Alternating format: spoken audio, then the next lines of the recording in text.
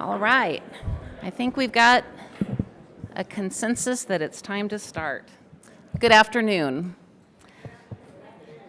I'm Beverly Wendland, Provost and Executive Vice Chancellor for Academic Affairs at Washington University in St. Louis. And it is my distinct honor and privilege to welcome each and every one of you to the installation of Dr. Sandro Galea as the inaugural Margaret C. Ryan Dean of the School of Public Health and the Eugene S. and Constance Kahn Distinguished Professor in Public Health. It is wonderful to see so many colleagues and members of our community gathered in this new year. And I would also like to offer a warm welcome to everyone who is joining us on live stream. It's been just a few weeks that Dean Galea became an official member of our WashU family, along with his wife, Dr. Margaret Crook, a distinguished endowed professor of health systems and medicine in the Department of Medicine and director of the university-wide Quest Center. Many of us have gotten to know Margaret and Sandro over many visits and conversations in the past several months. And we are indeed thrilled to welcome the two of you to Washington University and to St. Louis in a permanent capacity.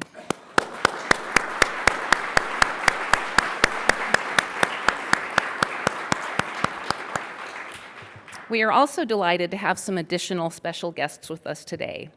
Sandro and Margaret's children, Oliver and Isabel, came into town to surprise their father, and it's a pleasure to have them here. And so I would like to, Would Sandro's family, Margaret, Oliver, and Isabel, please stand to be recognized?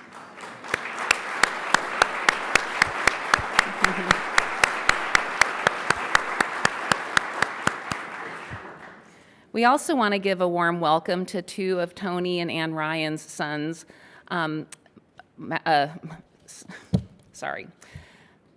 A welcome to two of Tony and Ann Ryan's sons and Margaret Ryan's brothers, Matthew and Thomas, and also a welcome to Jean and Connie Kahn's daughters, Jody and Amanda, as well as Jody's partner, Brad. So would the Ryan and Kahn families please rise to be recognized?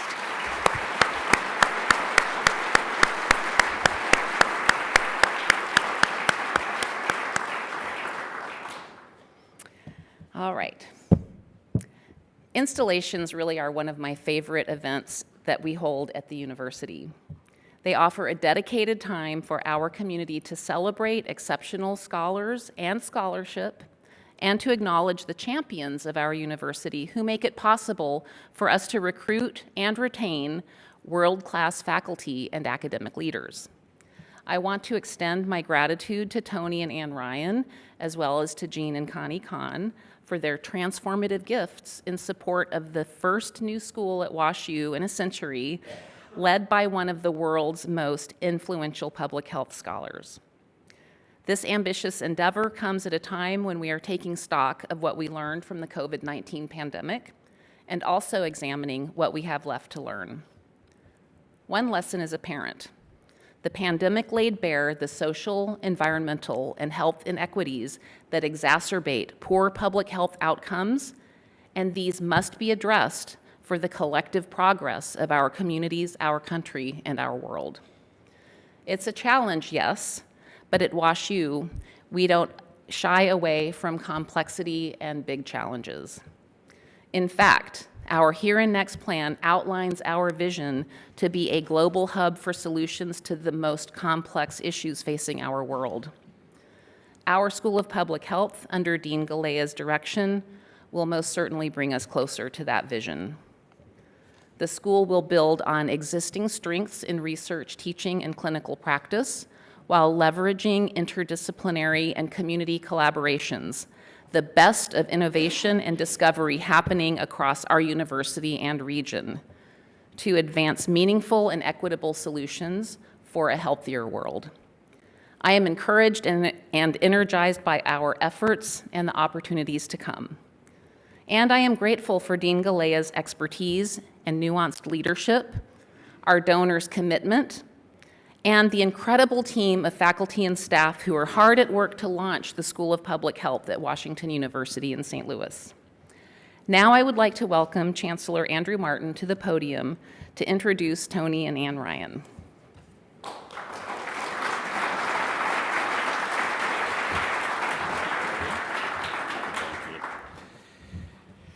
Well, good afternoon, everyone.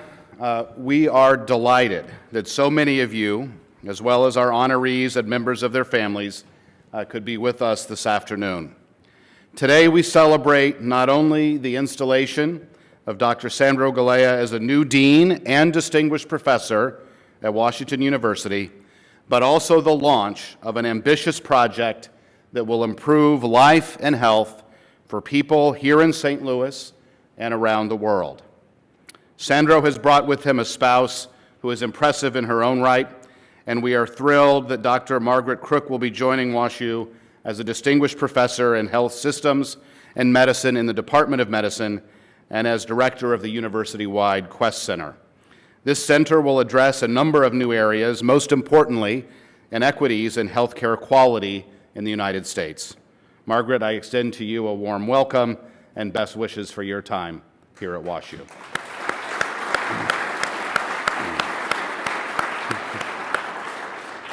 WashU's School of Public Health builds on years of work by our faculty and staff. Such eminent WashU leaders as Eddie Lawler, Larry Shapiro, Bill Powderly, and Graham Colditz were instrumental in establishing public health as an academic discipline at WashU. Their work with WashU's Institute of Public Health and their roles in developing WashU's master degree in public health laid the groundwork for the creation of this new school. I would also like to recognize Steve Lipstein, Joyce Buckheit, and Elena Macia, who served as the first 3 chairs of the IPH National Council.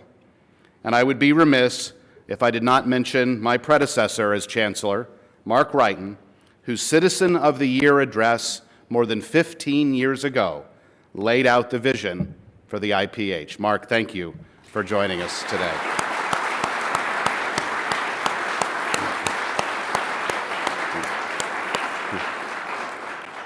The valuable work of these visionaries has long been supported by the key philanthropic partnerships that WashU has built in pursuit of innovation and excellence.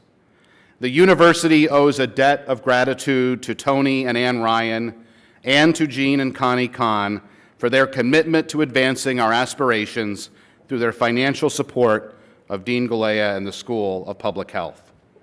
Tony and Ann Ryan's talented daughter, Maggie, was a proud graduate of WashU in 2016. Maggie Ryan embodied the best of WashU as a leader who aspired to become an agent of positive change in the world.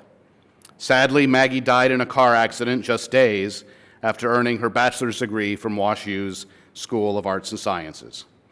Tony and Ann have chosen to keep Maggie's spirit and memory alive with the Maggie Ryan Endowed Memorial Scholarship, and now with the Margaret C. Ryan Deanship in the School of Public Health. Both Ann and Tony are committed to the ideal of bringing together cross-disciplinary teams to collaborate and identify solutions for the most challenging issues of our time. Ann has long dedicated her time and energy to Boston Children's Hospital, ensuring that Boston's youngest and most vulnerable citizens receive the medical treatment they need to grow up and thrive. Tony recently joined the WashU Board of Trustees. I am honored to present Tony and Ann Ryan with the right shadow box, I got to make sure I have the right one, in honor of their key role in establishing WashU's School of Public Health. Tony, Ann, please join me on stage.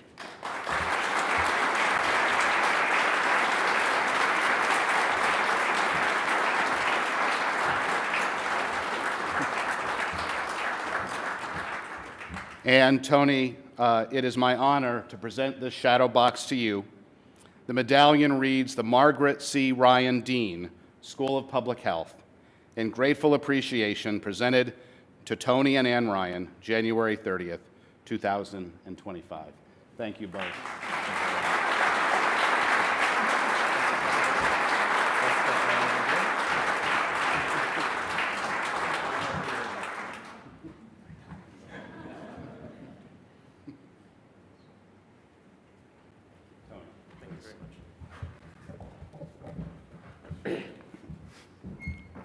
Well, Andrew, thank you very much for those kind remarks. And I want to begin by saying thank you. One of the lessons we learned from Maggie was to always express gratitude. And we're unbelievably grateful for the opportunity to join you today. But I also want to express gratitude and appreciation to Chancellor Martin, to the Provost Wendland, and to the Executive Vice Provost, Mary McKay, for the tremendous time, effort, dedication, and commitment that they made to get us to this very moment where we're installing Dr. Galea as the inaugural Margaret C. Ryan Dean of the new School of Medicine. So we're unbelievably grateful and appreciative to you and for your leadership and for everybody's contributions to this moment. Thank you very much.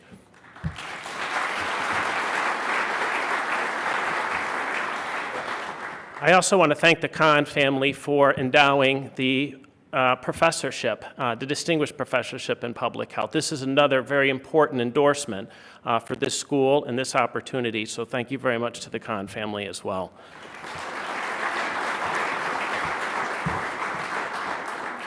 I've been asked to give a few remarks about the motivation for why we are doing what we're doing, and the truth of the answer is it's really a two-part answer. The first is really tied to the institution. And I think one of the interesting things about the United States of America is that we're blessed with a great number of very fine academic institutions. It's one of the strengths of our nation. And there's a subset of that universe of fine institutions that are really excellent. And the excellent ones have certain features in common. They have good leadership. They have a purposeful mission. They have sound values. They have good governance. They have financial resources. All of these attributes help to make excellent academic institutions. And certainly Washington University is in that subset. But there's a subset of the subset. There's a smaller group of institutions that are really great. And the great institutions have all of those features that the excellent institutions have, but they have something else. And that something is a commitment to the sustainability of excellence. And that sustainability, that qualifier is really, really important. It focuses one to think more strategically. It focuses one to think longer term. It focuses one to ask different questions. And most importantly, it forces one to behave differently. And one of the things that's so compelling about WashU is it's great, and it's focused on sustained excellence. And the university has a rich history of continuing to evolve. And this new school and Here and Next campaign is all about helping this institution continue to evolve to sustain its excellence. And I can tell you as a donor and now as a trustee, I couldn't be more privileged and proud to contribute to that mission and ambition. So we're very happy to do that as far as this new school and endowing this deanship. Obviously, the other aspect in terms of the motivation for why we did what we did is very personal. I think as parents, we learn to teach our children. And as professors, we know you work hard to teach the students. And while we teach the students and we teach our children, if we're thoughtful and listening, we also learn from them. And Maggie taught us a lot of lessons. Many of those lessons we learned as part of our family, and some of those lessons were learned here on the campus at WashU. And perhaps one of the most important lessons that we learned from Maggie was her focus on character and understanding about leadership. And character, as people know, is different than reputation. Character is who you really are.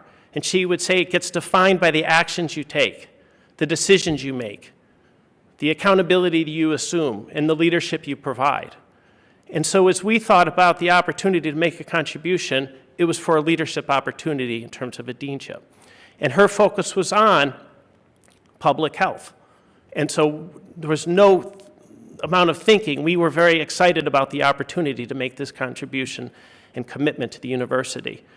And Maggie taught us about character and leadership. And one of the things I wanted to highlight this afternoon was our appreciation for the leadership of this institution.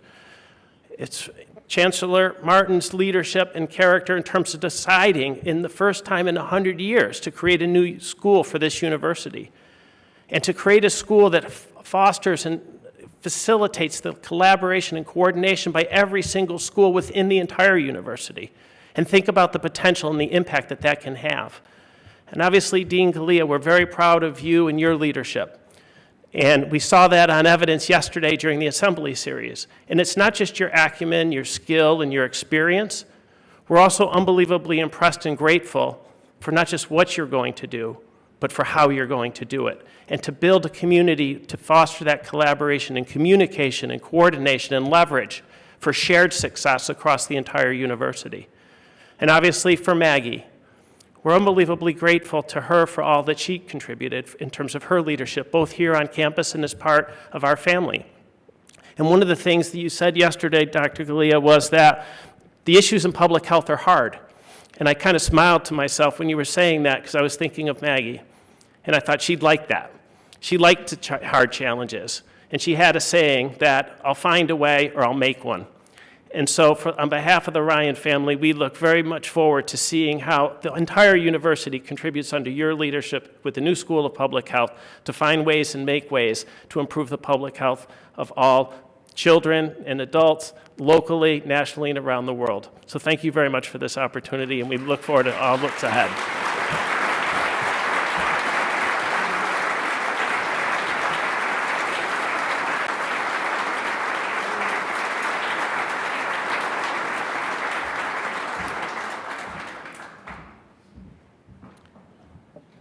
We believe that WashU's School of Public Health will combine expertise across disciplines to make the school a global hub for public health studies. The School of Public Health is WashU's first new school in a century for a reason. The university wants to build on our existing strengths in medical research, teaching, and clinical practice by developing real-world solutions in such critical areas as infectious disease and mental, global, and environmental health. We know that answers to such complex questions needs to draw on an array of solutions and expertise, and they will only be significant to the extent we can successfully implement and disseminate them. Eugene and Kahn have repeatedly demonstrated their dedication to WashU's work on behalf of the greater good through their longtime support of the Brown School.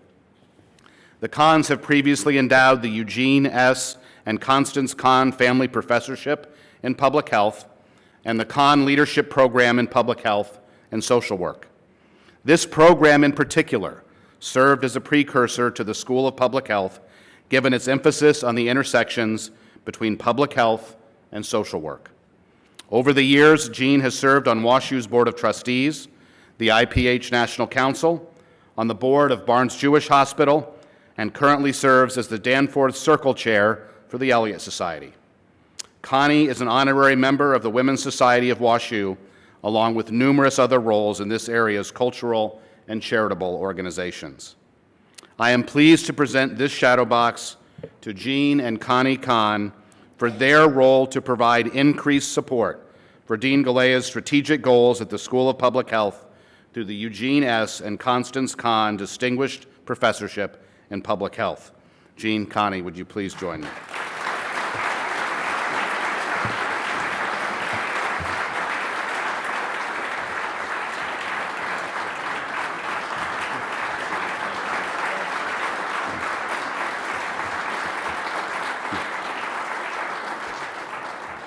Eugene and Connie, it is my honor to present this shadow box to you. The medallion reads, Eugene S. and Constance Kahn, Distinguished Professor in Public Health, in grateful appreciation, presented to Eugene and Connie Kahn, January 30th, 2025. Thank you both so very much.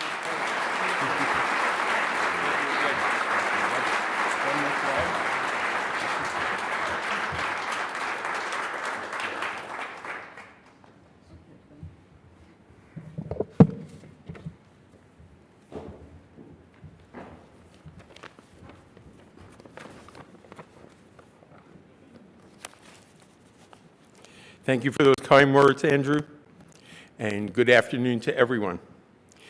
Today is truly a momentous day for Washington University as we officially install Sandro as dean. In my conversations with Sandro last year, during the interview and what I refer to as courting process, and then initially after he accepted the position, we had conceptualized how he would approach the goal to establish the direction of the school. He immediately understood, and I refer to his words, the audacious goal, as he referred to it, it would be to establish a school that leads with excellence in interdisciplinary population health science and scholarship, distinction in educational programs, and a deep commitment to local and global impact. Today, this goal continues to be refined, but remains at the core of what Sandro is in the process of building. Connie and I are excited to play a role in establishing the distinguished professorship that the Margaret Ryan Dean of the school will hold, with Sandro as its inaugural holder. As he demonstrates consistently and with great aplomb, the experience, knowledge, and passion learned with his visionary leadership will be the catalyst in launching a top-ranked school of public health at WashU in short order. As I have gotten to know Sandro and Margaret and their children, Oliver and Isabel, this summer, I am confident and assured that he will exceed our expectations. As is the case with many married couples, they are both talented individuals, Sandro and Margaret, but together they are an even more potent team. It is with great fortune we are so fortunate to have them both join WashU. For me, as a veteran of public health at WashU, today is an important milestone along the path to accreditation as a school of public health and in making our shared goals a reality. Assembled in this room are many of the individuals who helped conceptualize and establish the original program in public health and the Brown School, obviously led by Chancellor Emeritus Wrighton, as Chancellor Martin referred to. But this also includes Dean Eddie Lawler, who I would like to acknowledge as the father of both the public health program and the inaugural director of the Institute of Public Health, along with numerous faculty and team members still associated with the program, who are with us today. Eddie was succeeded by now Executive Vice Provost Mary McKay, who shepherded the public health agenda as dean, and in her current position has been a champion for the creation of the school and devoted herself to its success. And by current Dean Dorian Traub, who is currently partnering with Sandro to establish the first new school at WashU in over 100 years. The past and present leadership teams deserve both acknowledgement and a great deal of credit for the solid foundation that Sandro inherits for the school to build upon. Many thanks to all of you.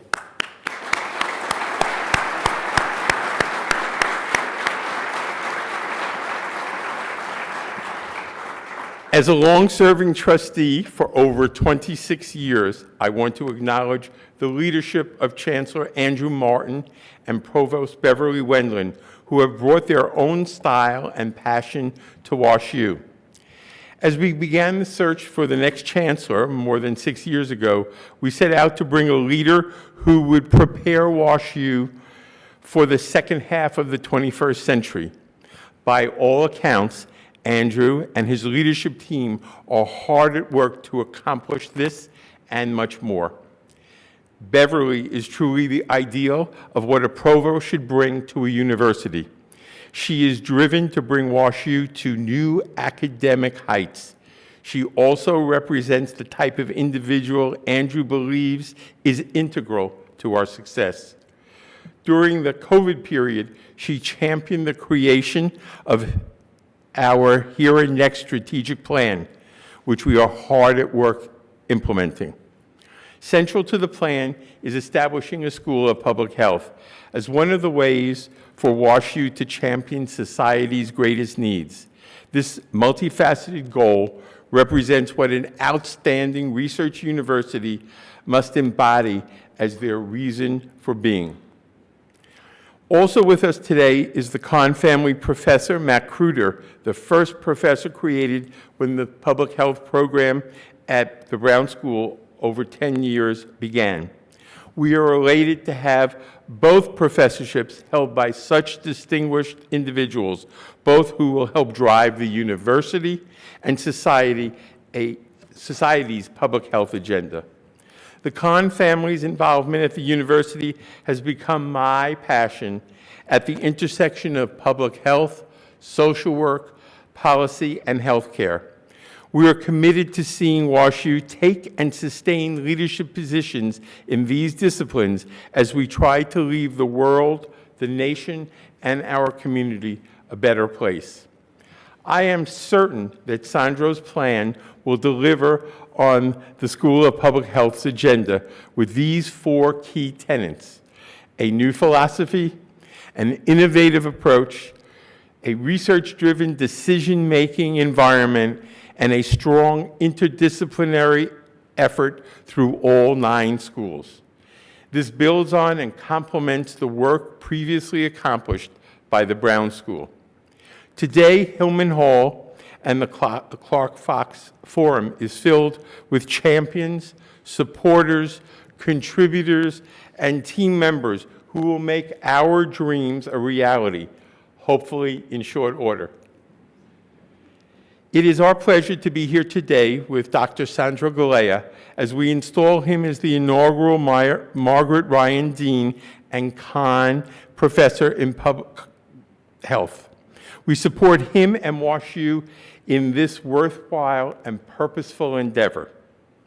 Lastly, I would be remiss without thanking first my wife Connie, who continuously stands by me and supports my passion for returning to the community, and by my daughters Amanda and Jody, who cheer from the sidelines as we support multiple efforts at the university. Thanks to everyone for being here to celebrate Sandro, the Ryans, and the Kahns today.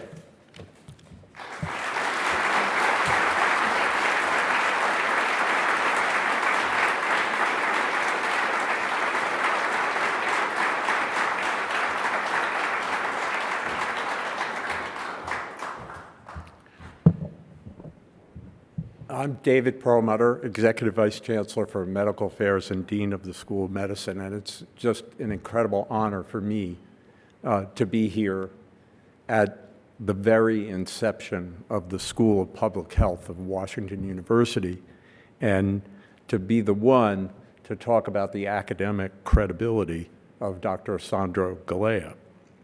Before I go deeply into his career accomplishments, as if this introduction was not long enough already, I want to congratulate Andrew and Beverly and the trustees of Washington University for this courageous and bold initiative. I believe that history will show that it was timely, strategic, and visionary. Timely because this country is at an inflection point with incredible capabilities and resources committed to the health domain, but the health outcomes are wildly polarized for many reasons, but long-standing and ever-growing political and economic structural flaws loom largest.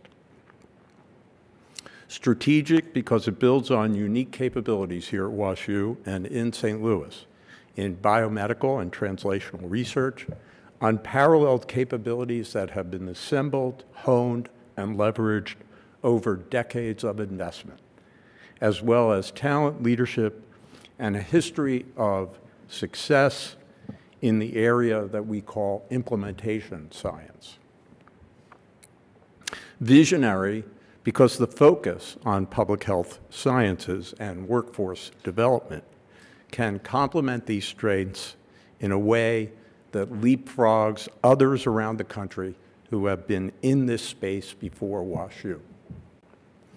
And I suspect that it is this combination of elements that attracted Dr. Galea to what is going to be a great adventure, what I like to call a pioneering adventure. Dr. Galea was born and raised in Malta, and then he moved with his family to Canada as a teenager. He attended the University of Toronto, played around a little bit with immunology research while he was there. Is that why you're here?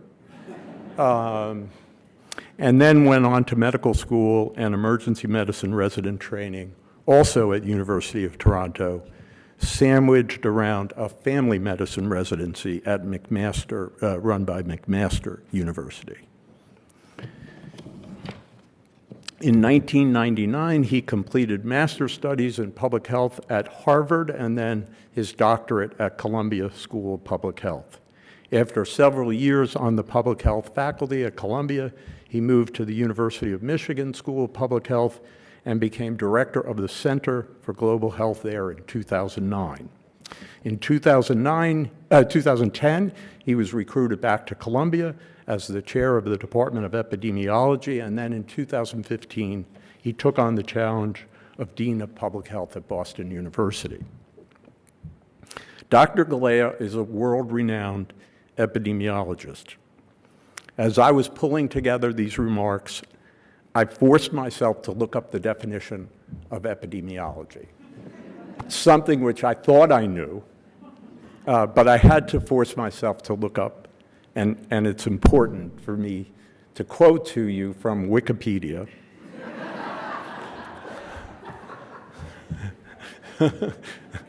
You're probably going to get into this, I don't know. The study of the distribution and determinants of health-related states or events in specified populations, and the application of this study to the control of health problems. So this is a scientific field that focuses on health at the population level, and in its best version is a quantitative science.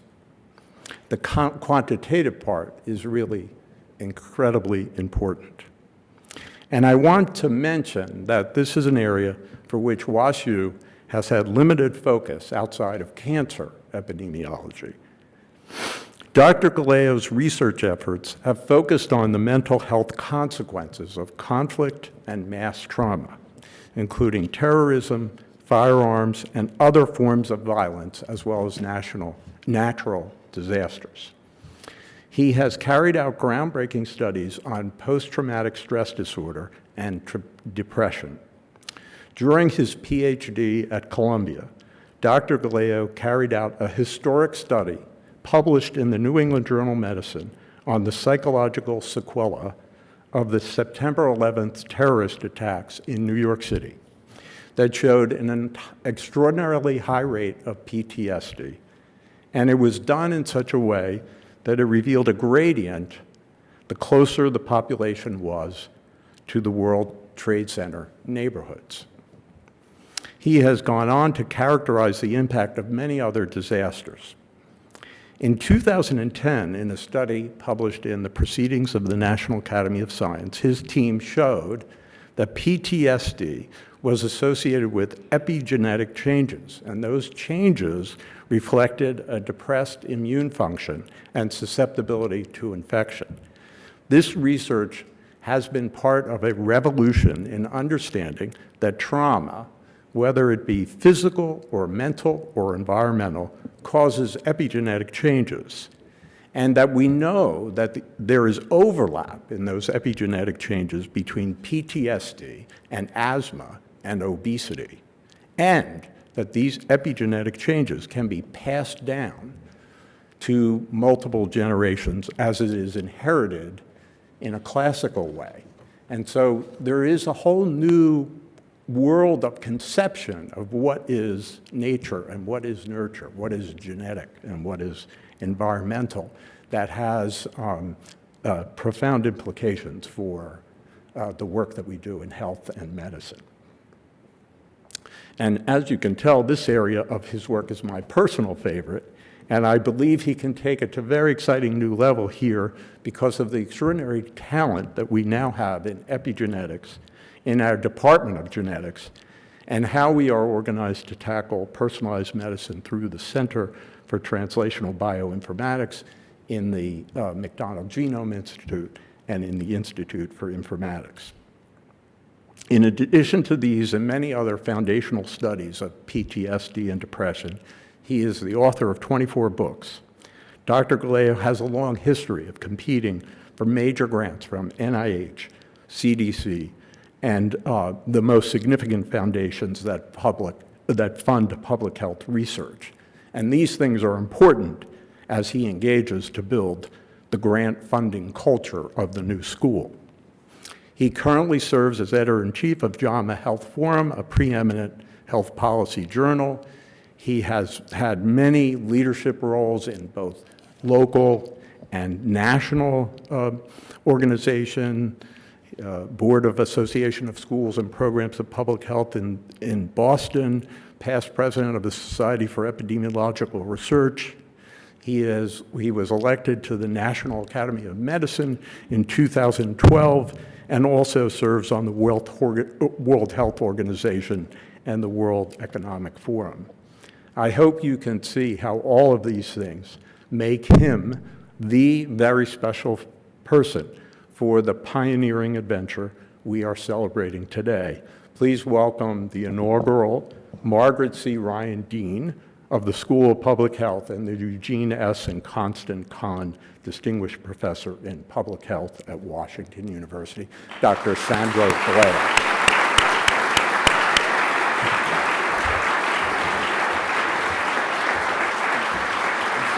Like the paper, because I love the paper.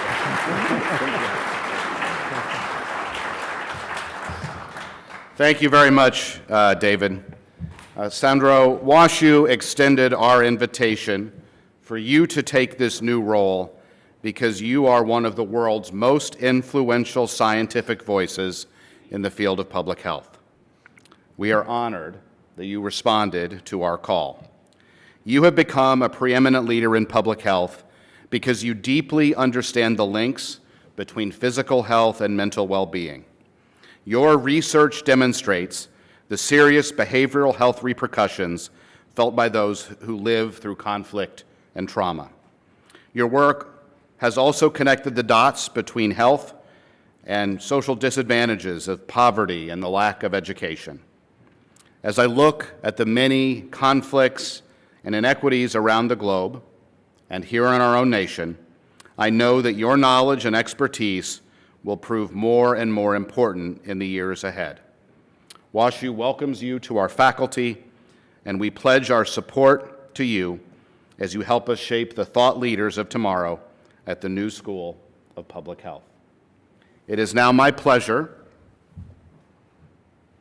to present this medallion to you. It reads, Margaret C. Ryan Dean and Eugene S. and Constance Kahn Distinguished Professor of Public Health. And on the reverse, Sandro Galea, MD, DrPH, January 30th, 2025. Sandro, we are delighted that you've chosen us to be part of the Washington University community. Thank you and congratulations.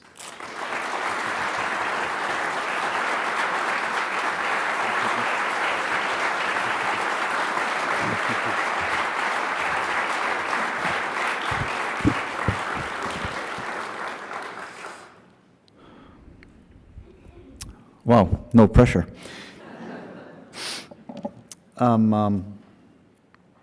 Thank you, Provost Wendland, Chancellor Martin, Tony, Gene, Dean Perlmutter, for those very, very kind introductions, and for your warm welcome both today and over the many months of my transition.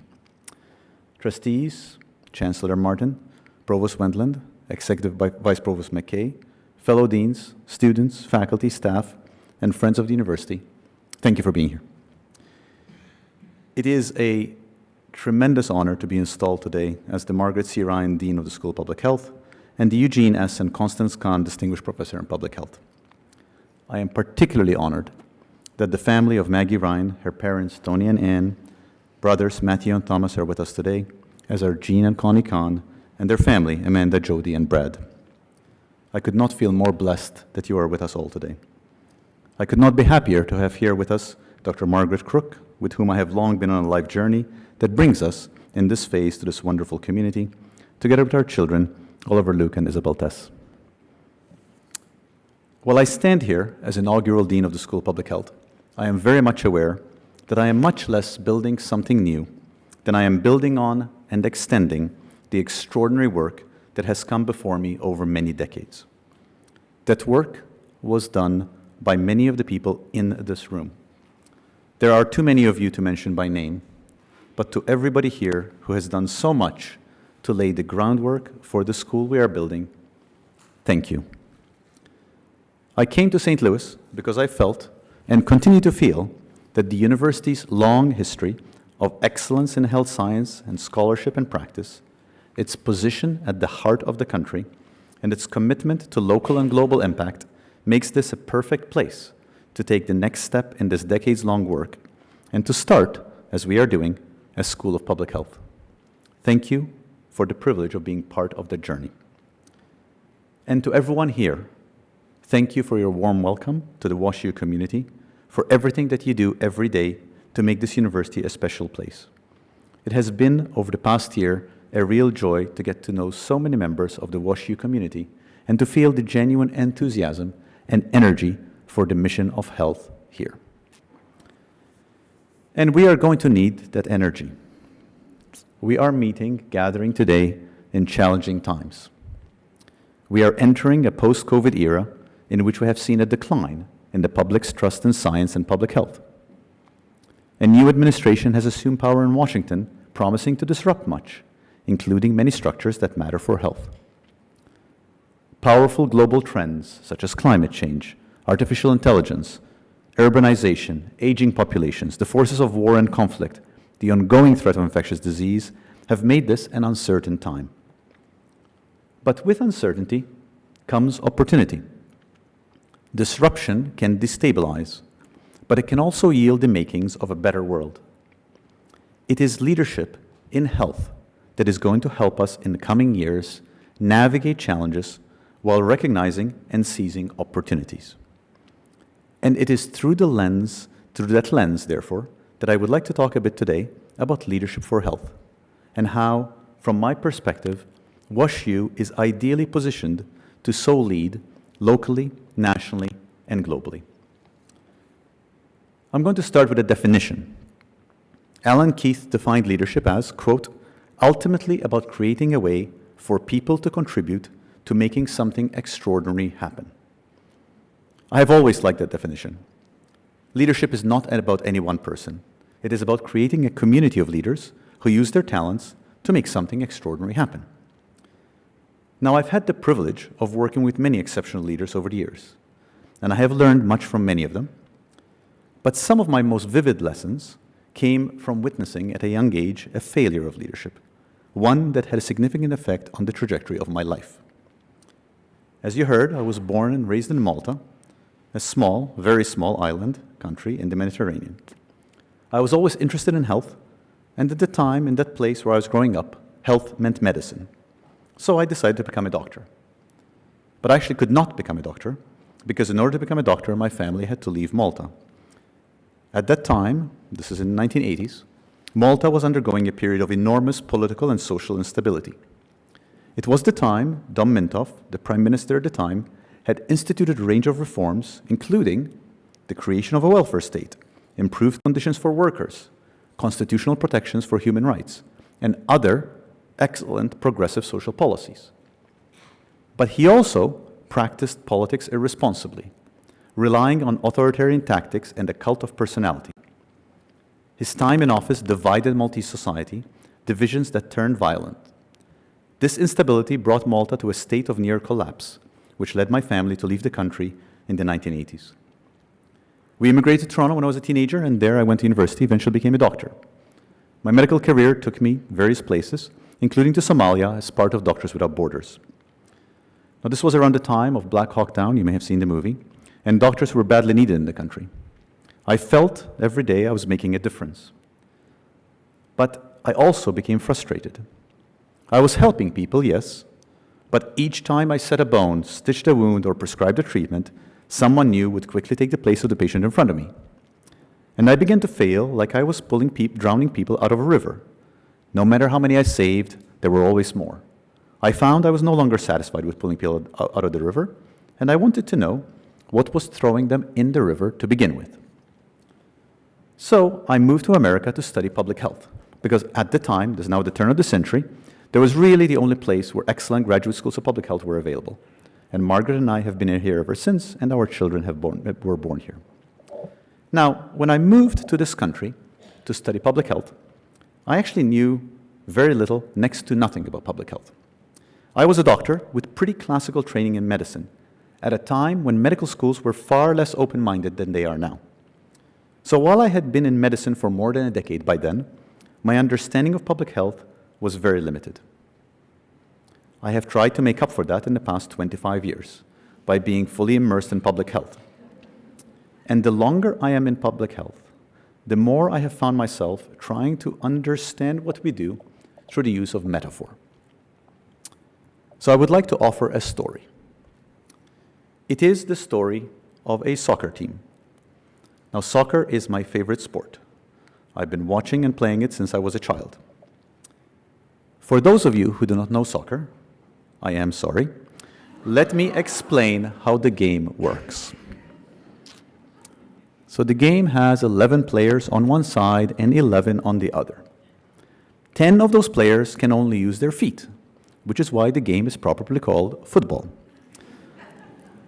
But one player, the goalie, can use her hands, arms, anything she wants to keep the ball out of the net.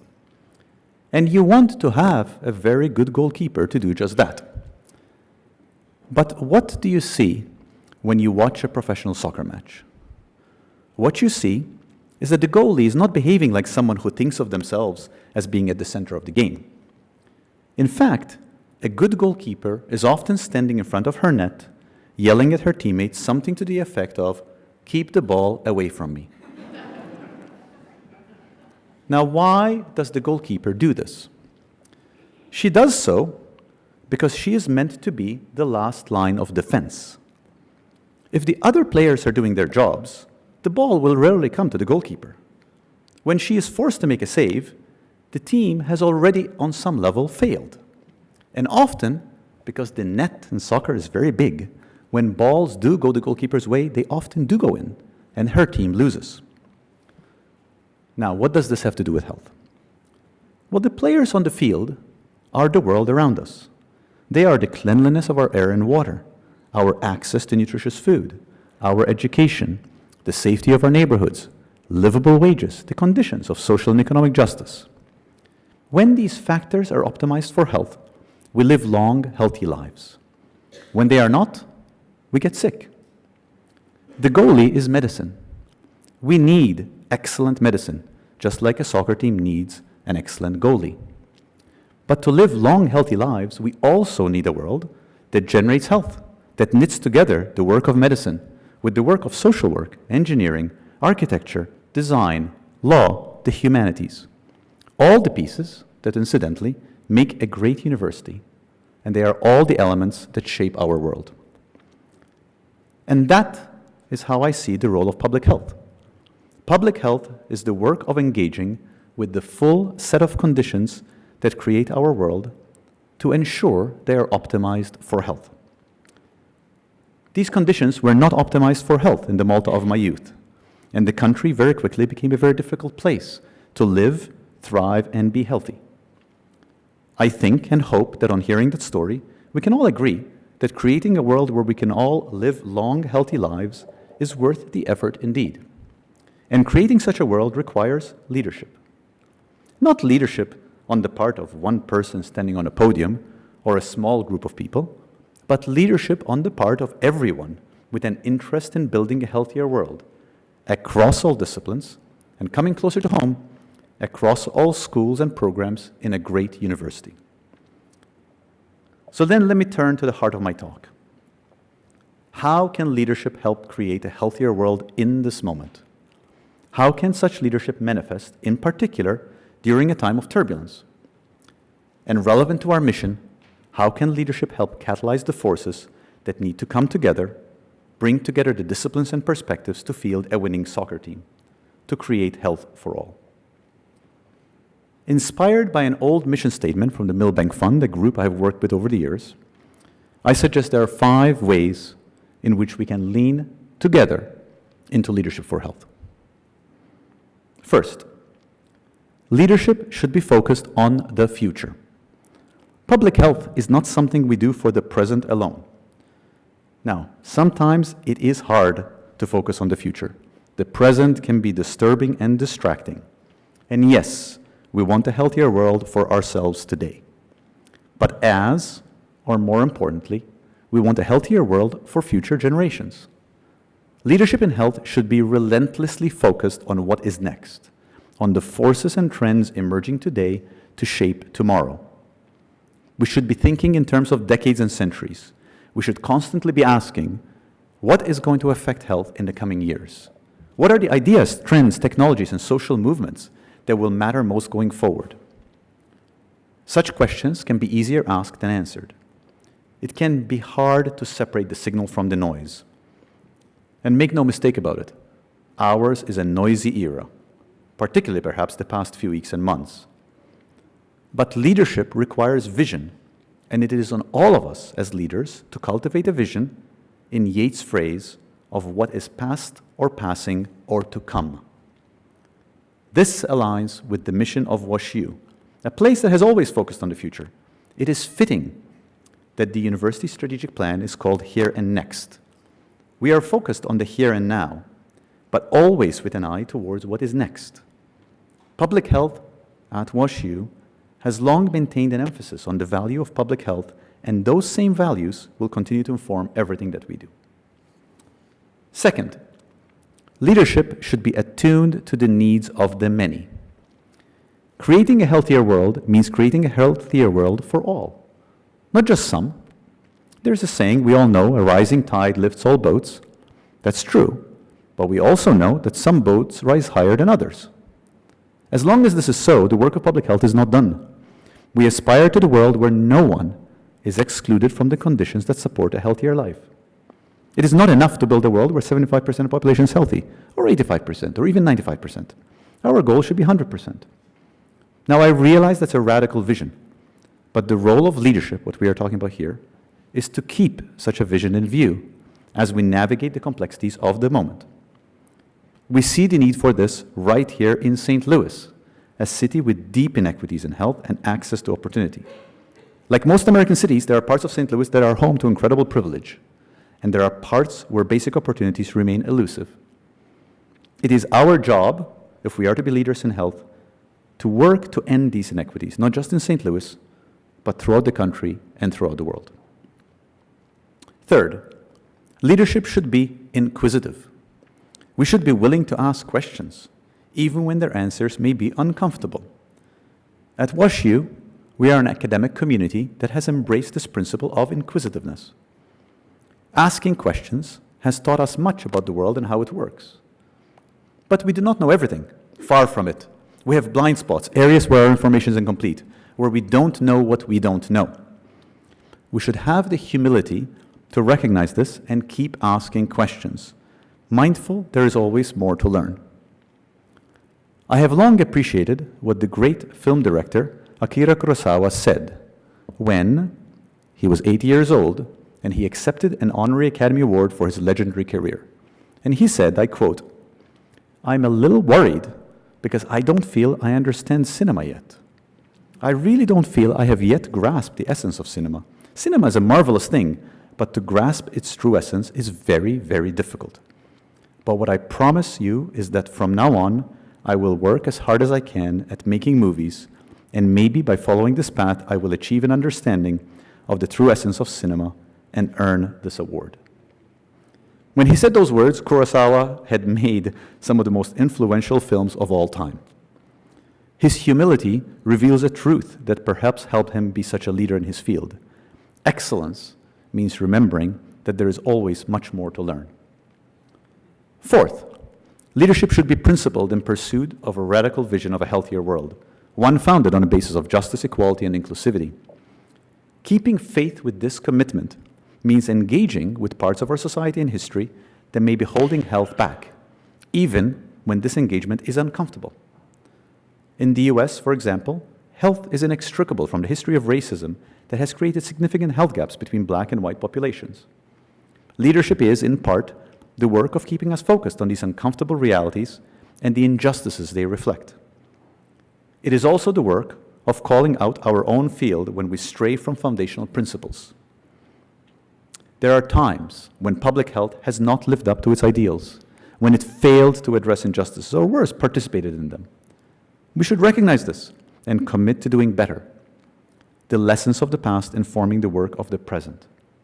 At WashU, we live that with an awareness of this past every day. This university was founded in 1853, at a time when Missouri was at the heart of intense, often violent debate over slavery in this country. This soon exploded into civil war. The history of the time remains embedded in the health we see in St. Louis and across the US today, where the legacy of racism and polarization remain a central force in our national life. Leadership in health means addressing this legacy, even when doing so is difficult. And finally, leadership needs to be pragmatic. It is not enough to have a radical vision of a healthier world. We must also commit to doing what it takes to actually get to such a world. We are privileged, so privileged, to work with ideas for a living.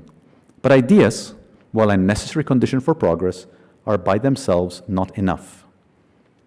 They must be the basis for action.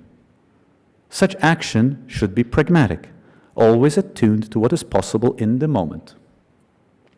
I have long appreciated the saying, vision without execution is hallucination. The work of execution is the work of pragmatism. Pursuing a radical vision pragmatically means sometimes making tactical compromises without compromising our long-term vision. This pragmatism can sometimes feel at odds with our principles. We see the gulf between the world as it is and the world as we wish it to be, and we want to leap over it to land in a better future. Yet, this distance is not so easily cleared. It is painstaking work to build a healthier world. Leadership means practicing at times radical incrementalism. That is, when we make compromises in our path toward a better world without compromising our vision for that world. And a great School of Public Health needs to help support such a vision and take the steps needed to make it a reality. It generates the data and the ideas that bring this vision into view. It then puts these ideas into practice through its engagement with policy and its commitment to make a difference in the community, country, and world. Great leadership is, at core, an invitation. It is a call to others to be leaders in their families, communities, and fields. Building a great School of Public Health at WashU means building a community of leaders who will collectively make a difference. Thank you to the many in this room who have shown such leadership at WashU and beyond for so many decades. It is such a privilege to be part of this community, and I so look forward to all we will do together in the months and years to come. Thank you.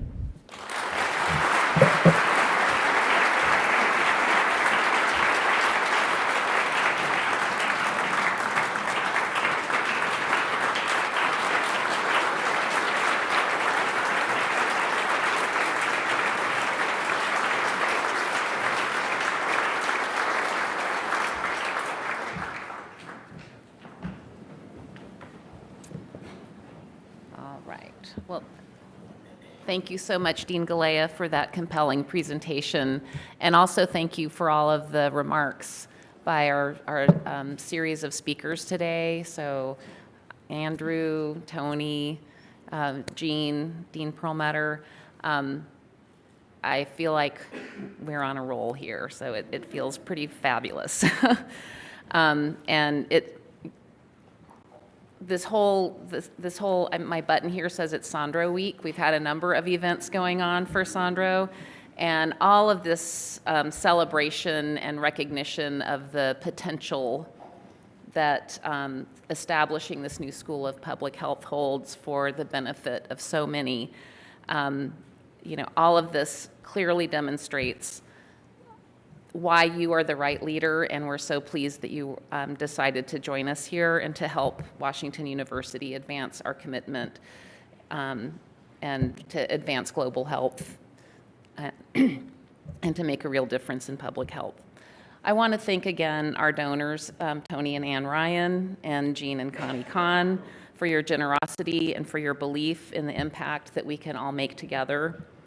And I will stop there. I want to thank you all for joining us here this evening. We have a lovely reception in the back of the room, and I think we'll probably take a few pictures first, and then everyone is welcome to join us in congratulating Dr. Galea and Margaret and all of our donors and all of the people who have played such an important role in getting us to this exciting moment today. So thank you so much and have a lovely evening.